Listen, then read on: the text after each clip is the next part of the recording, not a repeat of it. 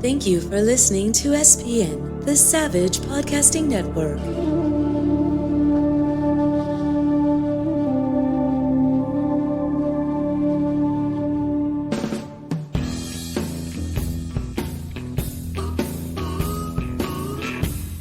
You're listening to the Stephen Savage Show on the Savage Podcasting Network. And now here's your host, film and television director, Stephen Savage. Thank you, Andrea. How you doing, everybody? Savage here with you for yet another episode of the Stephen Savage Show, the official podcast of the Idlewild International Festival of Cinema, named by The Hollywood Reporter as California's fastest-growing film festival, and also the Scotland International Festival of Cinema, which just completed its inaugural year this past April in Peebles, Scotland.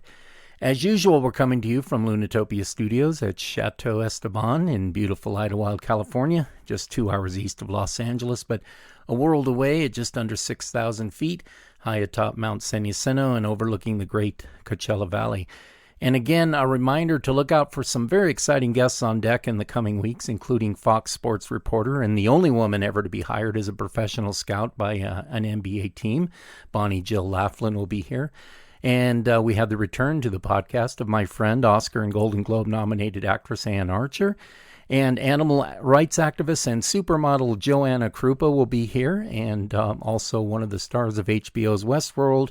And of course, the much beloved voice of Disney's Pocahontas, my friend Irene Bedard.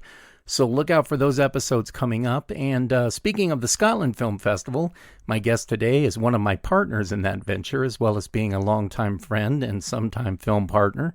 She's not only a well-established film producer and screenwriter, she's also the author, along with her husband Simon Marshall, of a sports psychology book entitled The Brave Athlete, subtitled Calm the F Down. And athletics is something she knows a lot about, as she is a world-class athlete who holds the distinction of being a multi-year Xterra triathlon world champion, as well as the 2012 and I believe 2018 ITU cross triathlon world champion. As a seasoned film producer and screenwriter, she holds a master's degree in theater and is currently getting ready to see her latest project come to fruition with the release of All Quiet on the Western Front, a Netflix original film coming to that platform, I believe sometime later this year, but she'll fill us in on exactly what's going on. She's someone who I've known for well over a decade now, I guess, and she's always been one of my favorite people and a close friend, originally from the Stirling area of Scotland, but now living in Los Angeles, where she's calling in from today. So here is the phenomenal Ms. Lesley Paterson. Lesley, how are you, my friend? I am wonderful, Stephen. So great to chat to you today. I'm excited about this. It's I've been wanting to have you on for a while. I wanted to wait until after the Scotland Film Festival so we could talk a little bit about that. But I was thinking the other day about the first time we met up in person. It was at a sushi bar, someplace between LA and San Diego. But do you remember how we actually connected in the first place, even before we met? I do, because I was in my acting days. And I remember. It's sometimes I forget, but you were a pretty damn decent actor. That's where. I don't know about that. If you Googled me and looked in some of my films, I wasn't super great, but that's okay. I had that rising passion and that desire to tell stories, and I've always had that creativeness within me. And I was a dancer when I was younger, and loved everything. Is that how we hooked up? Just basically through contacts? I think it was, and I think I maybe submitted to one of your acting. You'd put out an ad to one of acting the classes. Backstage. I think it was like Backstage West, maybe. For one of your films you were casting, and I reached out to you, and we had a great conversation over the phone. Right. And I think I maybe sent you some demo reels, and then we met up, and then we just really sort of hit it off on every level, and that was the beginning of a beautiful friendship. Yeah, so there's two women in my life, you being one of them, the other being documentary filmmaker Cassie J, who worked on a film with me called Cosmic Radio, and you guys were not only in the cast, but you were always looking around at, hanging around by the camera and hanging around with the crew and watching the nuts and bolts of filmmaking and basically going to film school on that film set. And then you both went on to become amazing filmmakers in your own right. That's pretty interesting when you think about that. I know. I think, I think it's probably to do with, the hustle factor, isn't it? Both myself and Cassie, we're both hustlers and keen to sort of meet up with anybody and really develop relationships with people that are like-minded. And as a consequence, that's why we've gone for it, Yeah, well, that film was like your film school. Well, it was your beginning film school, but you guys both went on and, you will talk about that in that film in particular and your involvement in that in a minute. But I mentioned it in Lesley is one of my film festival partners, as I said before, and she and I had a great time watching our newest venture, the Scotland International Festival of the Scotland International Festival of Cinema, take root, and then to see it unfold in its first year this last April. And we had such a good time in Peebles, Scotland, hanging out with you and the rest of our team. And it's really not far from where you were from originally, but all the filmmakers that showed up from around the world, it was a huge success out of the gate. What was the highlight for you during the festival? Do you know what? It was meeting passionate filmmakers, because I think with, twofold with COVID and not being around people, not being able to socialize with those that sort of, follow the same path as you. But also when you're a filmmaker and an independent producer, you're not on set that often, at least not at the beginning. Right. You're scrabbling to try and get films off the ground and to be on set. And that's where my pure joy comes, is interacting with others. And, that's what this festival was, to see these great filmmakers that are just so joyous and love what they're doing and so passionate. It's an energy that you really grab onto, and it fuels you. Yeah, you've been coming to Idlewild, the Idlewild Festival, for years before Scotland, but yeah, I feel the same way. The reason I started the Idlewild Festival to begin with 14 years ago was because of that energy, but also it's a great resume builder. When I first got my first writing gig at Paramount Studios, I have this whole resume and all these films and commercial projects I'm proud of. And the first thing they said out of the box was, you own the Idlewild Film Festival? Wow, I know. That's what grabbed your eye? Well, that's cool. It is. It's totally, and it's another feather in your cap, isn't it? It's a way to meet people. It's a way to sort of reach out to other connections and say, this is what I'm doing. Would you be interested being involved? And it's a talking point. And I think that people really, I've got some friends in the industry that are very high up in the industry, and when I told them about this, they were like, oh my God, is there anything you don't do? And they were quite impressed. And then, you've got to be resourceful, haven't you, in this industry? It's just another tool in the toolbox, and the more people see, activity breeds activity. My good friend does. The legendary TV director Alan J. Levy told me one time, even if you're doing, to you it seems like small projects, and the more you've got going on when people talk to you, it's like going to look for a job when you already have a job is the best way to get a job. Exactly. It's so true. Yeah. It is so true. And I think, it's interesting, even out of that festival, we met a wonderful director that we're now collaborating on another project with. We just wouldn't have ever met those kinds of people before. So it's a wonderful opportunity, and we're excited to really grow it.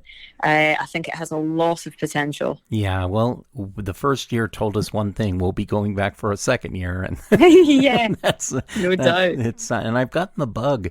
Organizing festivals has just gotten into my blood as a side gig, because it allows me, like you said, to make a lot of connections, but it also allows me the time to do my films as well.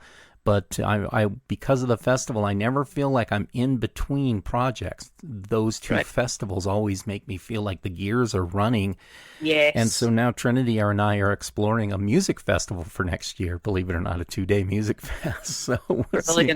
Yeah, it's just one of those things. I'll talk to you about that later, but it's going to be fun. But I like to start my interviews with a little bit of background on my guests, and I know you well, but I still went onto your Wikipedia profile, and I realized that there's a whole lot I don't know as well. So I'm going to have a little bit of a learning about my longtime friend here, but can we start with you giving my listeners and myself some background on Lesley Paterson, your upbringing, your family. Absolutely. And before we get into the filmmaking aspect of your life, let's get the lowdown on the athletic career, which is pretty spectacular. And I've always admired you for that.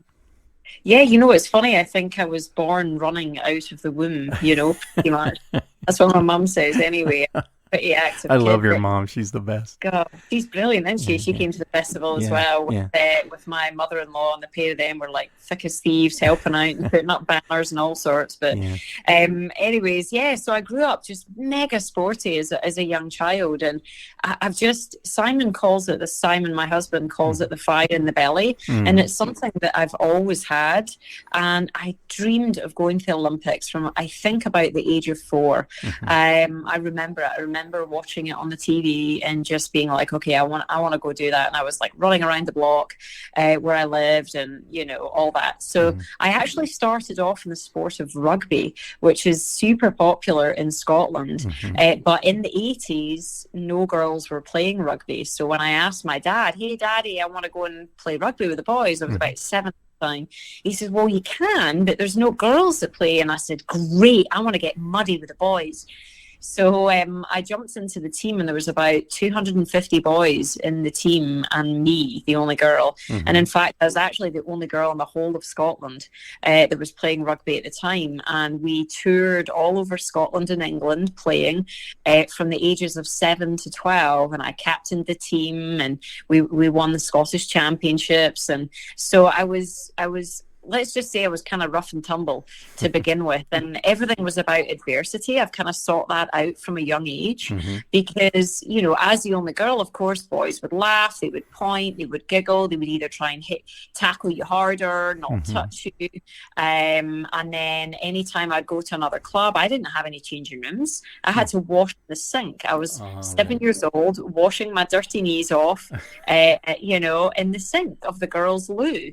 So, I think that adversity has kind of set me up well. And so when I was 12 years old, I was no longer allowed to play with the boys anymore. So my dad had to find another sport for me that was equally challenging.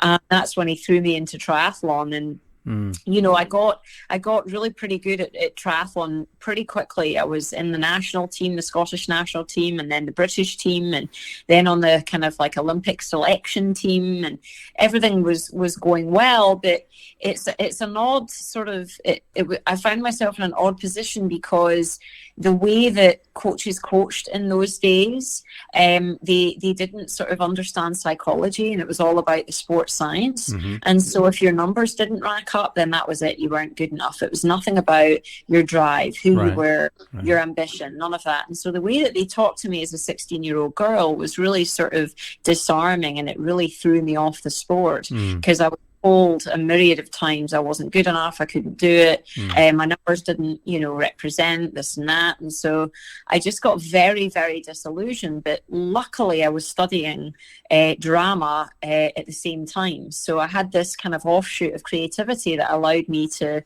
sort of fulfill that untapped potential within me. So I ended up retiring from the sport at like 21. I moved to California with my husband, who got a job out here, and just went full-time into acting. Studied my graduate studies in San Diego in acting, and I think just sort of found who I was as a person, because that had kind of been beaten out of me. And the Scottish culture is very negative. It can be, and it's all about sort of don't even bother trying. If you're going to fail, don't even bother trying. So that's the mentality. And then when you come over to California, it's the exact opposite. You're commended for just giving something a go.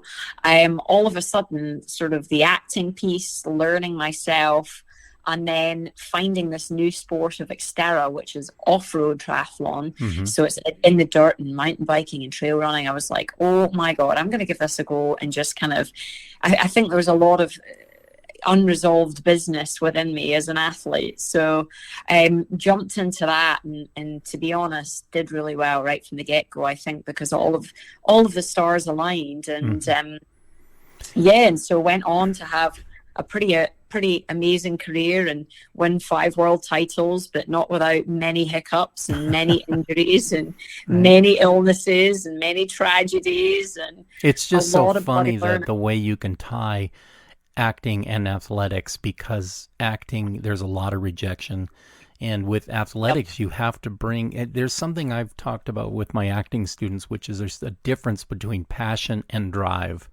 And passion is easy to have because it just hits us. It's in our brain. I'm passionate about that, whatever it is. But the drive to make it happen, when you find people who have both of that, and if you go and look at Brad Pitt or Kate Blanchett, you'll find those people not only have a passion for what they do, they have the drive to do it. I think Jodie Foster is another great example of that. And from the minute we met, that's what I saw in you, somebody who had the passion, but also the drive. You knew point A and point B and how to get there. That's it. And I think that ultimately success comes from talent, it comes from drive, and it comes from a lot of bloody hard work. And you have to have all of those things. So, I think it's just... Well, being an actor is a full-time job. People don't, when they say, I want to try acting. And it's like, try acting. Okay, whatever. No, well, don't work. But to be honest, I mean, being a triathlete is a lot more physically demanding mostly than acting is. Acting is a lot of mental and, getting used to rejection. But to say that your career as an athlete has been phenomenal is like an understatement. I've watched you over the years do both, and I'm going, I know she's got auditions going on, and I know she's writing a big screenplay, and yet here she's out running a marathon at 4 a.m.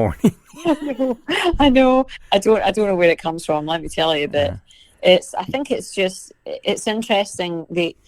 The sport, it really allows creativity to come into my life, because when I'm spending hours out there in, up the mountains and in the trails, that's where I really get to release my brain and to access parts of it that are difficult to do when you're sat stationary and you're maybe in a coffee shop or you're in your office. I think movement really lends itself to releasing parts of your brain, parts of your subconscious, and as a consequence accessing creative stuff that you maybe wouldn't if you're just sitting around. So that really does help me a ton. I come up with crazy ideas sometimes when I'm in the middle of a really hard workout. It's just bananas. And see, that's the thing about your book. We'll get to your book in just a second, but the thing about it is I never thought of that before, but most people, my thing is when I come up with ideas, they're always when I'm alone driving or whatever I'm doing that's, alone time, and that's when I come up with ideas for stories. But I never thought about it before the book, that your brain is more focused when you're doing hard stuff or you're alone, or that solidarity or the solitude in life is what brings on ideas. Big time. Yeah, it's so true. And it's everyone has a different method by which they come up with ideas, and that just seems to have worked for me. But I think that I've spent almost 20 years of my life training 5-6 hours a day. It's just such a huge joy and passion to me and addiction for me now. It's pretty difficult to knock that out unless I'm sort of on set and I've got other demands on my time, which I'm sure are going to come as my films take off. Yeah, it's before we get into all of that, and we're going to get into the book, but I want to just kind of ask you something. I wanted to ask you this question. I was thinking of the movie Forrest Gump, when he's telling Jenny as she's dying that all the times he was running, doing this solitary jog across the country back and forth, and she says, "I wish I was there with you," and he says, "You were." And it's just like such a great scene. And whenever I think of you running or by yourself in the morning, I think of that. But with all the travels you did around the world with the triathlon thing, what's your best memory overall, the most memorable thing that ever happened to you in those moments? Probably for me, it was 2012. I was going back to Hawaii to defend my world title. And in 2011, when I won, you know, the first time that you win anything big like that, you sort of see it as a bit of a fluke. And so you have a lot to prove the second time around. And I'd put so much pressure on myself and to deliver under those circumstances. And then not only that, my dad missed 2011 when I won the first time, and he's been such a huge part of my career. And he was there in 2012. So my dad's there, you know, I've got all of this expectation I'm putting on myself, and it's probably the best race I've ever had in my career. I delivered on every single aspect of it. And it was, excuse my language, but fucking poetry. I mean, every athlete talks about being in the zone and finding that flow state, and it was magical. So I will never forget that. And then to win as well was like the icing on the cake. That's the best. Whenever you see those athletes with their parents in the stands kind of things and they deliver, that's great. I love hearing that.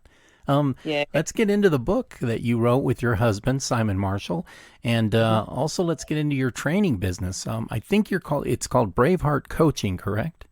It is indeed. It is indeed. You know, I started that about 15 years ago to support myself as a professional athlete, because when you're in a smaller sport like triathlon, there's not as many endorsements, there's not as many paychecks. So I wanted something to support me financially that could utilize my skills and you know, be something that I could do wherever I was at, and also mean that I didn't have to race just to make money. I could pick and choose and be clever and have a strategy about which races I wanted to focus on, largely the big, you know, sort of tentpole races like the World Championships. And I think that's why I was more successful than other athletes that would just chase the money. So, you know, I started that business, and then it just kind of grew and grew so much to the point where my husband, Simon, who's a performance psychologist, was a professor at UCSD in the medical center. He actually came out of academia to come on full time on the coaching business and act as a performance director of that, which, you know, was amazing. And, you know, we ended up, as you say, Stephen, writing this book together, which is all about brain training, largely for endurance athletes, but it's actually very applicable to anybody really in a sort of stressful circumstance or wanting to understand how their brain functions from a neuroscience perspective, why we have thoughts and feelings that we don't want, and various issues that come up to do with identity or to do with confidence or motivation or any one of those things. So I think it's sold about 60,000 copies now. That's awesome. That's so awesome. That's great. It's just phenomenal that you did. I mean, again, like we go back to what we were talking about, where people look at what you're doing. Yeah, Lesley's done this and she's done that and she's producing this movie and blah, blah. Oh yeah, and she wrote a book. And you're probably just thinking, you and Simon, it's just like part of what you do. It's what you do. But people look at it like, my resume, people will read it and then they go, what is this? You're the author of California's official state play? And I go, I guess that does sound kind of impressive. I know, right? But I don't think about it as any big deal. It's just what I do. But right. But for other people, it isn't. This book, it means a lot to a lot of people. And I think the best part about your book, The Brave Athlete, is the fact that it's just like reading it it's not like a textbook. It's like sitting down with somebody, with a mentor or something, and just having a cup of coffee and going at it and just talking. You know, that's what I liked about it the most, is how accessible the content is. Well, that really is the skill of Si. He is a master. Well, he's very witty. He's an Englishman. He's just super witty. But he takes that. That's why he was such a good professor, because he takes complex, kind of theoretical models and then makes them accessible. He doesn't overcomplicate things, because I think a lot of people, they want to overcomplicate things to make themselves look more smart. And he's not got an ego, so he's just not like that. He just loves taking things and having people on. He's so passionate about ideas, he loves to convey them. So, and then, you know, because of my experience and years in the sport, I think together I could really relay, sort of the personal experience along with the science that he knew, and together we could come up with all of these sort of philosophies grounded in science. And that's why it's kind of been as successful as it has been. And we've done a lot of talks for businesses and companies and special forces and surgeons and all these kind of people. So it's been a really fun journey to do that. Yeah, and it's great to have a partner who's close to you too. I mean, it's hard to have writing partners, and to the way you said the evolution of this was that you kind of took one head of the snake and Cy took the other, and that's what made it so successful, I think. Well, that's, and now that we're full-time scriptwriting, a scriptwriting team, it works in the same way. We both come to the table with very different skills, which is perfect. And, we really don't argue that much, to be honest. And it's been a really great experience thus far. So, we're lucky. I mean, hey, we wake up in the middle of the night sometimes and I'll nudge him and I'll be like, oh my God, I thought this idea. And he's like, oh, for God's sake. That's great. See, that's the kind of relationship everybody needs to have, the kind where somebody annoying you actually leads to good things. Exactly. So, oh my God. Yeah, before we get into All Quiet on the Western Front, which I'm anxious to talk about, let's just move on to your Hollywood career and movie production in general. It's a journey that you and I have sort of led a parallel existence in our career paths. We're kind of side by side, even though we're doing different things, not working on that many film projects together, but a few, but always supporting one another as we have both moved forward. And you were very instrumental in helping procure my deal when I directed Cosmic Radio, because, you and I had originally come up with, I had the script, but we came up with a plan to make that movie on the cheap, but to get it done. But by, I don't know, you were there helping me put together my deal with the producers, and then you actually performed in the film as one of the DJs, Tiffany. And when I saw the film after years, I watched it not too long ago, and I was like, wow, that was really fun having Lesley there. It was like, she's on set, but she's also just there, just to have my back and be a friend. And it was pretty awesome. But I know even then you had the writing and producing in your blood and started thinking about the business side of things. So that was, I could see the light in your eyes when you realized that film was a direction you wanted to go on, even while pursuing your athletic career.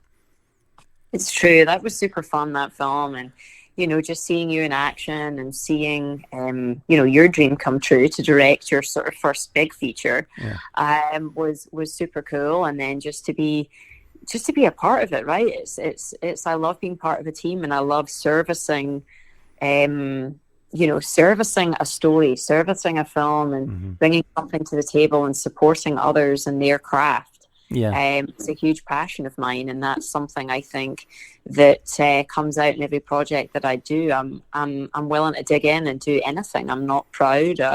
I'll clean the toilets. I'll serve the food. I'll do whatever. And I just, I love mucking in and doing everything. It's just who I am. I was the same way until I started union projects, and then the union guys would get mad at me for wanting to help move a light, help the gaffers, or move sandbags, and they'd say, "What are you doing?" And I realized that there's sort of a hierarchy that everybody's comfortable with, and once I learned that, I kind of just learned to work with the actors and get the hell out of the way, But that was absolutely. But when funny. You're mucking out and doing sort of lower budget films, and I just have to do a bit of everything. But that's the good news, is that as you kind of climb up the ranks, you still have experience, and you're still connected with every level of the production, and you have a respect for everyone and everything that they bring to the table. And in my eyes, it's not a hierarchy, and that's not what I'm after. I'm not after some big power trip. I'm after,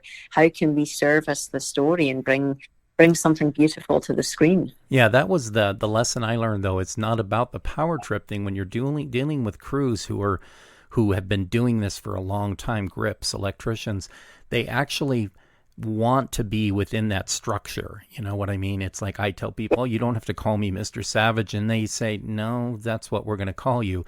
And you go, "Wow." And I remember, speaking of that movie, a big lesson I learned, we were doing we were setting up a dolly. We were setting up the track around this car, a convertible that the lead actor was supposed to be talking on the phone in during the scene. And it was a cut back and forth to another actor playing on, we shot at a later date, but we couldn't get that dolly track level. And every time we'd move the dolly around, it would bump. Every time we couldn't get it. It took them 2 hours, well into the night. I think it was almost 3 a.m.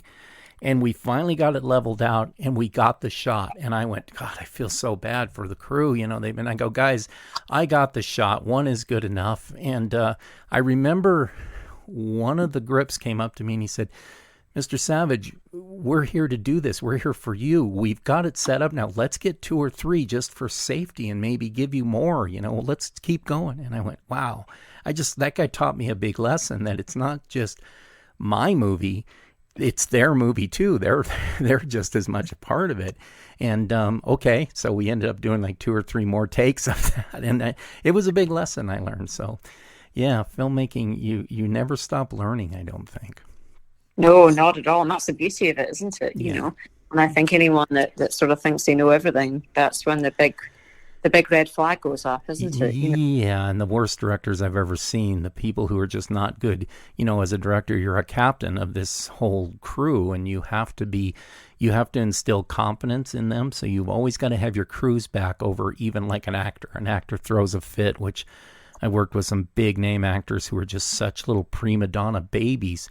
And they'll jump on, the closest person they can rag on. And I always step in. I don't care how big an actor you are. I have to protect my crew because you're going to leave after your 2 or 3 days of shooting. They're here for the duration. And so, yeah, it's tricky. So let's go ahead and talk about All Quiet on the Western Front. This is a big budget Netflix production that, believe it or not, everyone was filming right in the heart of COVID. They were getting it done in Europe.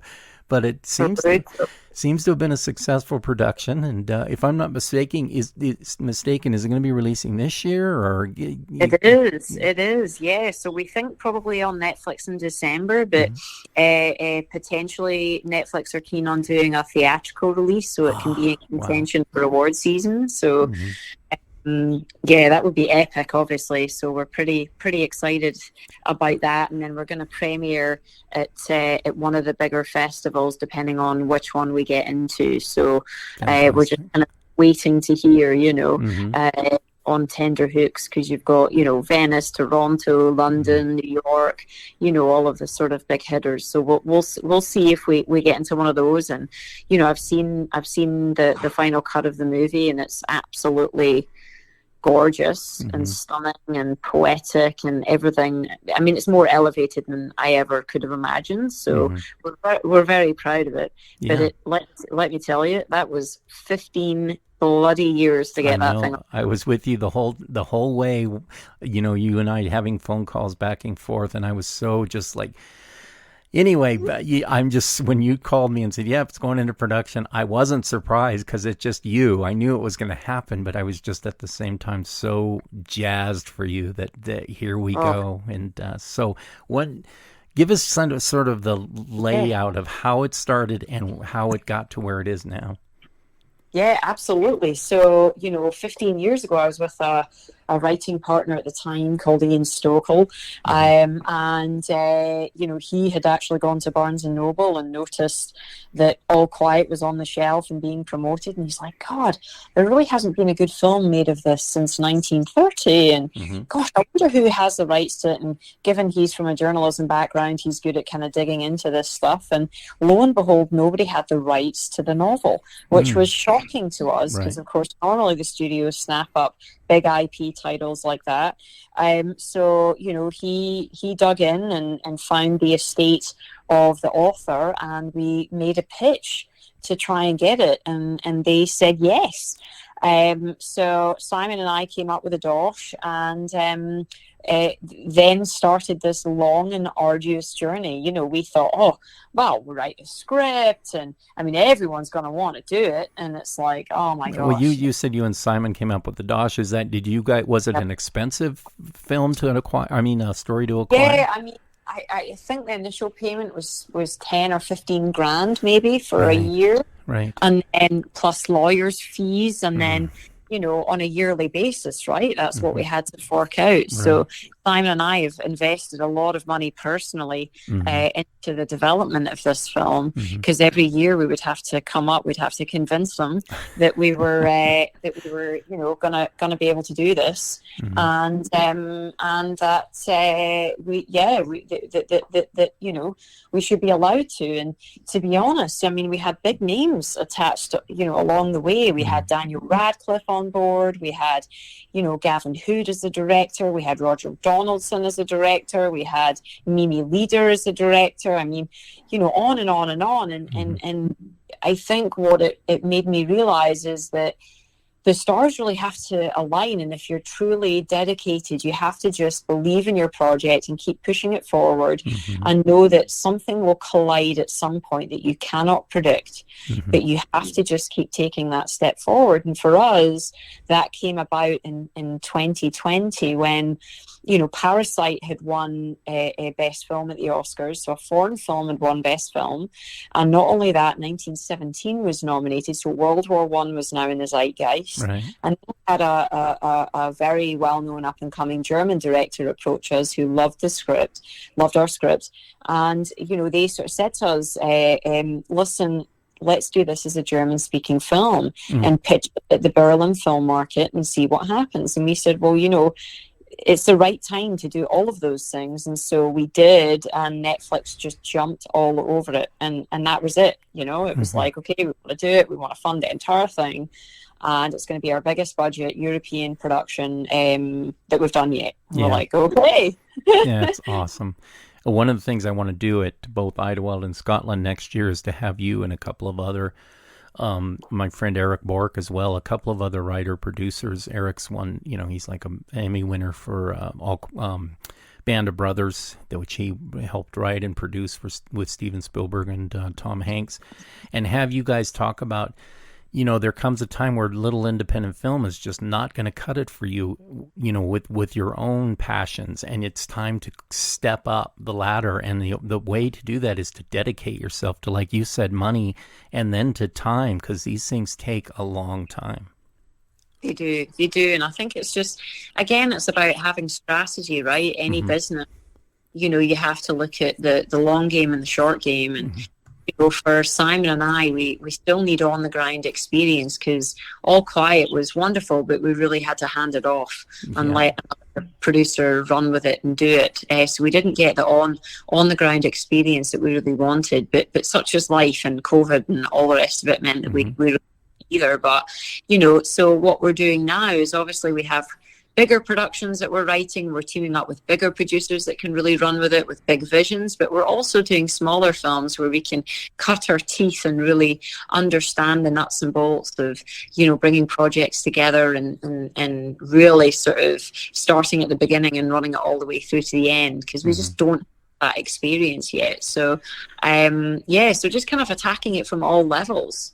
Yeah, you have to dedicate yourself to a couple things. One is you have to get to people to a point where you can get interest in your project from people who can get it off the ground. You have to know that you're going to have to fight for the cast you want sometimes. And it's funny, I was talking to Robert Zemeckis one time. I have a lot of sort of short-term mentors in my life who Walter Hill is one, Alan Levy, as I mentioned, is another. These guys who have so much experience with big films. And I remember Robert saying, there's point A and there's point B, and you think there's going to be a certain sort of semi-straight line between them, and it never is that. When you look at it at the end, it's like Picasso art between point A, these lines that just go everywhere. It's funny. It was a good analogy. You just have to be, so open, I think. And just so kind of flexible with where things are going to end up going, and not be too worried about it, and that's kind of both the beauty of it, because all of a sudden you can get some big news where you're up the totem pole a bunch, or it's the opposite. You feel like you're back at the beginning again. I think you have to realize too, what I've always tried to do is realize that going to the bottom isn't like starting over for me, because to get a certain height in your project and then have everything fall apart like COVID kind of ended a movie that I'm just now getting back off the ground. But when I hit the ground, I didn't go, okay, that's it. I went, okay, what are the lessons I learned when I was sliding down that pole again? Those lessons help you get back up the pole even faster, which is not a bad thing. You learn, and what's the line from Moneyball? Adapt or die, and that's pretty much that's it. Gosh, is it ever, man? That's the creed I live by. So, yeah, being able to adapt. That's and then also just have the gumption. And you've always had that gumption. What's the show Better Call Saul, when he was shooting commercials and his crew was always whining about he was doing things without permits and all this illegal stuff, and he goes, hey, you want to be a filmmaker, grow a pair. And oh my God. So Lesley's always had a very big pair. She knows how to get things done, that's for sure. That's funny. So what projects are you working on now that you can talk about, and what's coming down the pike in the next few years? Yeah, we've got a bunch of really cool stuff. So we've got a big project that's set in Ghana in Africa, which is based on a true story about an African queen mother that raises an army of 5,000 warriors to fight off the British. Oh, wow. Yeah, it's super exciting, and it's an African Braveheart. And this particular lady, her name is Ya Isantawa. She's kind of the spearhead of African feminism, and they've just named the airport in Ghana after her. So she's a very prolific name, and it's a wonderful story. So we spent 8 months researching it. We teamed up with a preeminent scholar of her in Ghana himself, whose grandfather was in the wars. And so we're very stoked about that, and we're just kind of putting together a top-notch team to move it forward, and we have some big aspirations for that. That's great. So very excited. And then we have a cool Irish project set in the Travellers community in Ireland, which is like the gypsy community. Right, yeah. And we have a wonderful Irish director called Richie Smith, who did The Siege of Jadotville, which is a war film about Irish soldiers in the Congo, and that's on Netflix with Jamie Dornan and Mark Strong. A great film. Yeah, that's funny that you mentioned that film, because a mutual friend of ours, Jason Allen, who was the first assistant director on Cosmic Radio, one of his best friends directed that movie. It's amazing. That's funny. It is such a small town, isn't it? Small bloody world. And then we're lucky enough to have Mike Medavoy producing it for us, who's an amazing producer. Obviously, he's got a star in the Walk of Fame, and got Black Swan and One Flew Over the Cuckoo's Nest and Apocalypse Now, and started Orion Pictures, and on and on. So he's listening to his stories is just something else. Yeah, I love that. I love sitting down with guys who've been in the business for a while and listening to their tales.